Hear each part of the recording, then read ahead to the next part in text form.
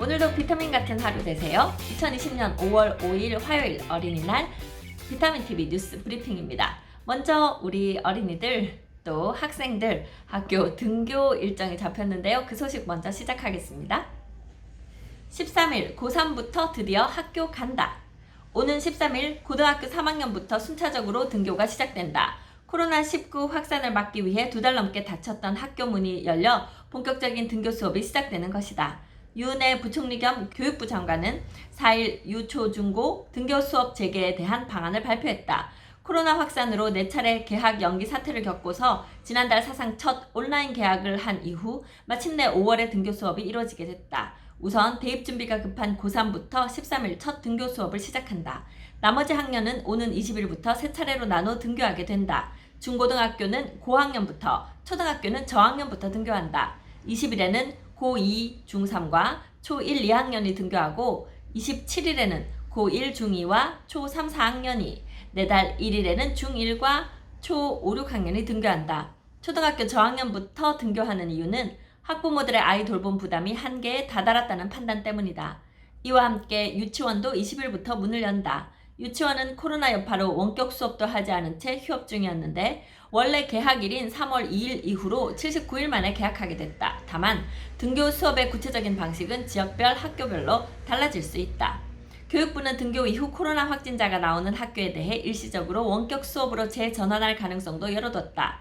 등교 수업을 듣던 학생이 코로나 확진 판정을 받으면 해당 학교는 보건당국과 협의해 일부 또는 전체 학생의 등교 수업을 중단하고 원격 수업으로 전환할지를 검토하게 된다. 교육부는 등교 수업에 대비한 학생 출결 수업 평가 기록 가이드라인을 조만간 추가 안내할 계획이다.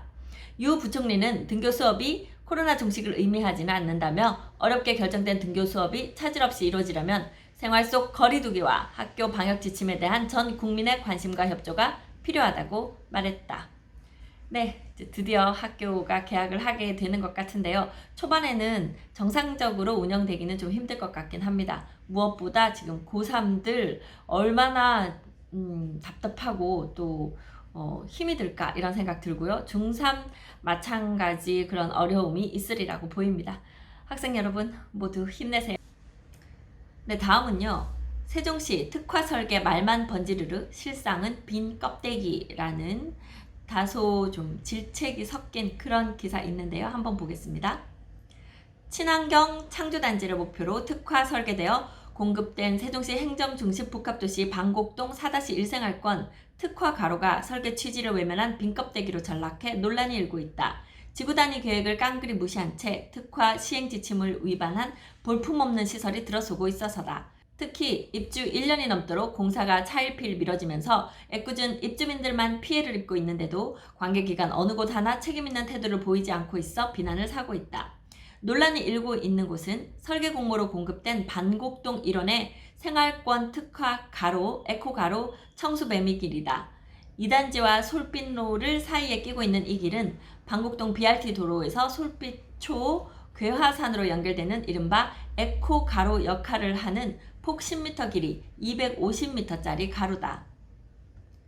문제는 이 가로가 설계 공모 당시 제시된 친환경 컨셉 취지를 제대로 살리지 못한 채 땜질식 시설로 전락할 처지에 놓였다는 점이다. 지구 단위 계획과는 달리 제 역할을 하지 못하는 초라한 시설로 조성되고 있다는 것. 실제 현장을 보면 에코 가로라는 그럴싸한 말과는 달리 휑한 보도블럭과 건천만이 뒤덮고 있는 실정이다. 더 큰 문제는 아파트 19년 2월에 입주한 아파트예요. 준공 후 1년여 이상 시간이 흘렀지만 주민들의 통행이 빈번한 현장이 아직도 공사판이란 점이다. 통행 불편은 물론 각종 안전사고 위험 등이 도사리고 있는 대목이다. 실제 학생들은 지난 1년여간 자갈, 건축자재 등 위험한 공사 현장 속을 헤집고 등하교를 했던 것으로 알려졌다. 심지어 지난 4월에는 한 학생이 등교 도중 공사 현장에서 넘어지며 골절을 당하는가 하면 자전거 및 배달 오토바이 통행사고가 벌어지기도 한 것으로 전해졌다. 2단지 입주민은 공사가 끝나지 않은 집 앞 가로가 1년여 넘게 방치되어 있어 불안하기 짝이 없다며 관계기관의 무감십 속에 특화 가로가 제 역할을 하지 못해 답답한 지경이라고 토로했다. 청수배미길은 행복청과 한국토지주택공사가 지난 2015년 친환경 창조단지라는 마스터 플랜을 제시하며 공급한 방곡동 아파트 단지의 통경축 역할을 할 핵심 시설로 꼽힌다. 방곡동의 정중심을 남북으로 가르는 경관 보행 중심축으로 설계된 이른바 생활권 특화 가로인 에코가로로 제시됐다. 청수배미길의 세부 조성 지침은 행복청 지구단위 계획에도 분명히 명시되어 있다. 실제 지구단위 계획 경관 및 공공부문 시행 지침을 보면 4-1 생활권 특화 가로는 에코가로로서 생태 특화 구역 내 중저밀 주거용 지와 학교, 공원, 공공공지에 인접한 가로로서 생태 친환경 특성을 반영한 생활 가로로 계획한다는 내용이 담겨 있다.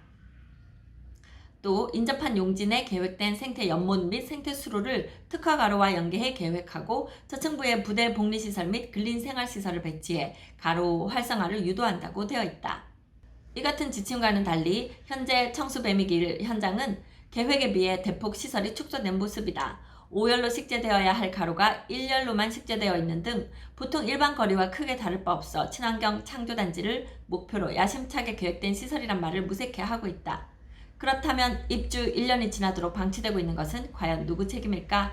일단 특화 가로인 청수배미길은 엄연히 공개공지에 해당해 설계 공모 사업 시행자이자 토지 소유주인 LH에게 조성 의무가 있다는 게 일반적 견해다. 하지만 인허가와 사후 처리 등 관계기관의 총체적인 부실 행정이 뒤얽히면서 문제를 키우고 있다는 지적이다. 먼저 인허가권을 쥐고 있는 세종시청의 안일한 태도가 가장 큰 문제로 지목된다. 해당 공동주택이 설계 공모를 통해 공급된 만큼 아파트 사유지뿐 아니라 공개공지 등 입주 전반에 대한 면밀한 점검을 통해 사용 승인 허가를 내줘야 했지만 이를 소홀히 했기 때문이다. 문제의 당사자인 LH는 건설사 측이 조성을 약속했다며 책임을 떠넘기고 있는 실정이다. LH 관계자는 해당 단지는 설계 공모로 공급한 부지라며 롯데건설과 신동아건설이 당선자로 선정됐을 당시 당선한 대로 공동주택을 건설하는 조건으로 LH와 공동주택 용지 매매 계약을 체결했다고 밝혔다. 반면 건설사 측은 해당 부지가 공개 공지인 만큼 원칙적으로 LH가 조성해야 한다며 버티고 있다는 게 주민들의 설명이다. 행복청의 설계 공모 사후 관리 체계가 부실했다는 점도 문제다. 특히 해당 가로가 지구단위 계획과 정면 배치된 상태인데도 이를 사전에 감지하고 걸러내지 못했다는 점도 비판을 사고 있다. 행복청 측은 최근까지도 지구단위 계획에 맞지 않는 시공 사실을 인지하지 못하고 있었다. 이 같은 총체적 부실 행정이 더해지면서 피해는 애꿎은 주민들에게 돌아가고 있다. 주민들은 27일 권익위에 제출한 진정서에 LH와 건설사의 싸움을 지켜보면서 1년이 넘는 긴 시간 동안 모든 피해는 온전히 주민들이 감당하고 있다며 청수배미길이 하루빨리 주민들의 휴식처가 될 수 있도록 해결을 부탁드린다고 성토했다.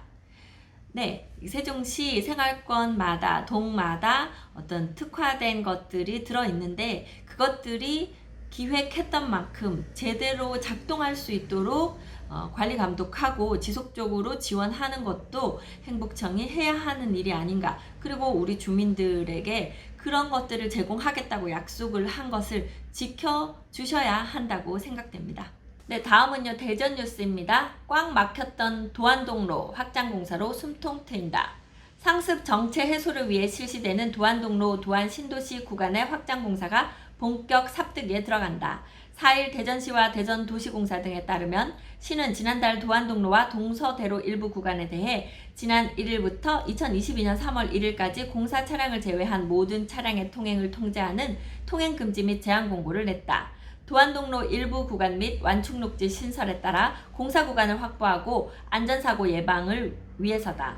구간은 서구 도안동 1원 도안동로 3.31km 구간과 유성구 원신흥동 용계동 1원 동서대로 0.34km 구간이다. 통제 방법은 주행 차로에 대해 단계별 부분 통제에 들어간다. 이번 도안동로 확장 공사는 앞서 지난해 12월 대전도시공사가 신청한 도시계획시설사업 실시계획을 시가 인가하면서 본격화됐다. 이후 대전도시공사는 시공사를 선정해 3월 3일 착공에 들어갔다. 도안동로 확장공사는 도안대로 개설공사와 달리 실시계획 인가와 함께 바로 공사 착수에 들어갔다. 편입토지에 사유지가 없고 전부 국공유지인 탓에 대전도시공사가 대전시와 서구 유성구로부터 무상 귀속을 받아 토지 보상 절차를 거치지 않기 때문이다. 이처럼 대전의 대표적인 교통정체 구간으로 꼽혀왔던 도안동로 확장공사와 함께 도안대로 역시 일부 구간에 대한 10차선 확장 개설 공사가 추진되면서 시민들의 기대감도 커지고 있다. 대전 도시공사 관계자는 5월 중순부터 기존 농로 일부 철거를 시작으로 관로공사, 포장공사 순으로 본격 확장 공사가 시작될 예정이라며 공사 안내 현수막을 교차로 걸고 입간판 등을 세워 공사 안전에도 만전을 기하겠다고 말했다. 네, 대전시 이거 얼마 전에 요 지금 계획은 말씀드렸는데요. 공사에 착공했다는 그런 이야기네요. 네, 마지막은요. 치솟은 집값에 수도권 아파트 전세가율 6년 만에 최저. 지난달 서울, 경기, 인천 등 수도권 아파트의 매매가 대비 전세금 비율이 6년여 만에 최저 수준으로 떨어졌다. 전세금의 절대적 가격이 상승하고 있는 가운데 수도권 일부 지역의 매매 가격은 더 급하게 상승했다는 의미다. 전세가율이 떨어지면 전세를 끼고 집을 사는 갭 투자도 그만큼 어려워진다. 4일 KB국민은행 리브온의 월간 주택가격 동향에 따르면 지난달 수도권 아파트의 전세가율은 65.1%를 기록했다. 2014년 3월 이후 6년 1개월 만에 가장 낮은 수치다. 전세가율이 이처럼 낮아진 원인은 최근 전세금에 비해 매매가 상승폭이 가팔랐기 때문이다. 특히 지난해 12.16 부동산 대책 이후 비규제 지역으로 거래와 가격 상승이 쏠리는 풍선 효과가 나타난 일명 수용성 지역의 전세가율 하락이 두드러졌다. 규제 지역에서 제외돼 최근까지 투자 수요가 몰리고 있는 인천의 경우 지난해 12월까지 75%대를 유지하다가 올해 1월부터 하락하며 지난달에는 73.1%까지 떨어졌다. 고준석 동국대 법무대학원 겸임 교수는 부동산 규제 풍선 효과로 인해 매매 가격이 급등한 수도권 지역의 집값 상승과 신종 코로나 바이러스 감염증 확산으로 이사 수요가 줄어든 상황이 복합적으로 반영된 결과라고 말했다. 지속되는 부동산 규제와 코로나19 여파 등으로 주택 경기 침체가 예상되면서 앞으로는 전세가율 하락폭이 줄거나 상승으로 돌아설 수 있다는 전망이 나온다. 박원갑 KB국민은행 부동산 수석 전문위원은 대출 규제와 보유세 부담에 따라 매매 수요가 전세로 대거 갈아타는 대기 수요로 인해 매매보다 전세 강세가 예상된다며 하반기 7월에서 12월에는 전세가율 하락폭이 대폭 줄거나 소폭 상승하는 방향으로 바뀔 가능성이 크다고 말했다. 네, 세종시도 전세가율이 상당히 낮은 편입니다. 40%, 45% 전후 요 정도를 유지하고 있는데 매매가가 지금 최근에 더 오르면서 사실 전세가율이 조금 더 그 율 자체로 봤을 때 좀 낮아져 있는 그런 상황으로 보입니다. 전세가 금액 자체는 오르고 있는데요. 전세가가 오르는 것보다 매매가가 오르는 폭이 훨씬 더 크게 작동하고 있기 때문입니다. 자, 오늘 비타민TV 뉴스 브리핑 여기까지 하겠습니다. 저는 미스터 홈즈 세종센터 박다영이었습니다. 감사합니다.